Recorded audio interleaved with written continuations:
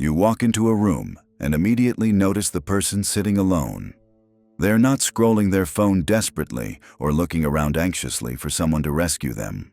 They're just there, quietly present, seemingly content in their own space. Most people assume something's wrong with them. But psychology reveals a very different truth entirely. People with few or no friends aren't broken. They're simply wired differently. And the traits that make them choose solitude over social chaos are the same ones most people completely overlook. Here's what's fascinating. While everyone else is collecting friends like trophies, these individuals are operating from a completely different psychological framework. They've discovered something that the socially busy have missed entirely.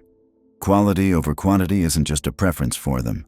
It's how their minds actually process human connection.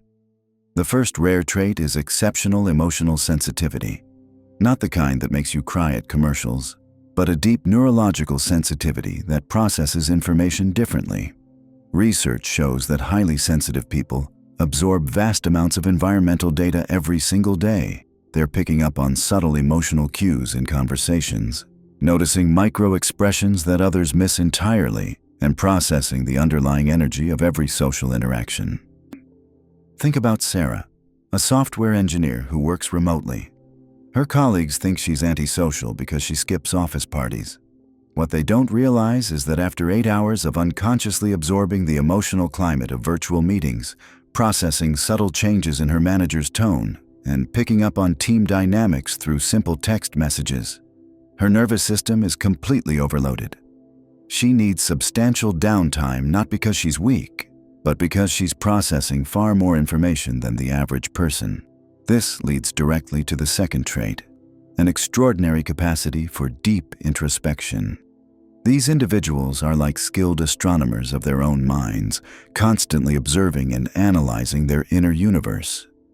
While others fill every quiet moment with noise or distraction, people with few friends use solitude for something most people never experience: true, undiluted self-reflection.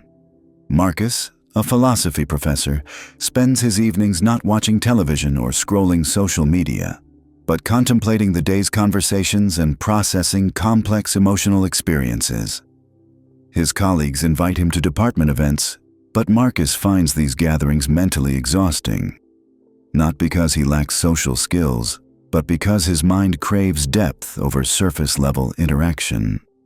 Deep thinkers don't just accept things as they are.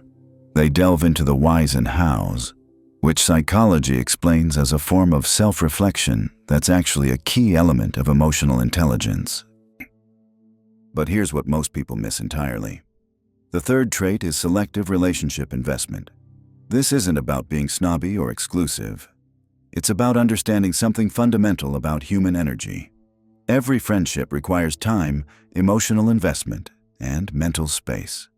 People with few friends have realized they can either spread themselves thin across many superficial connections or invest deeply in a few meaningful ones. Elena, a graphic designer who moved to a new city, formed one meaningful friendship instead of joining multiple social groups. Her approach was methodical and intentional. She observed people over time, looking for individuals who demonstrated genuine curiosity, emotional depth, and authenticity.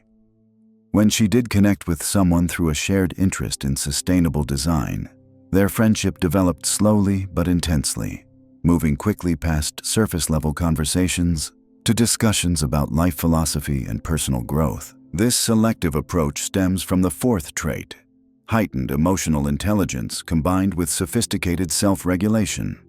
These individuals have developed exceptional skills at managing their emotional energy. They don't seek external validation because they've learned to process their emotions internally. Current research shows that while extroverts find social interactions naturally rewarding, introverts anticipate the energy required and don't always expect positive emotions in return. A subtler, more conscious approach to connection.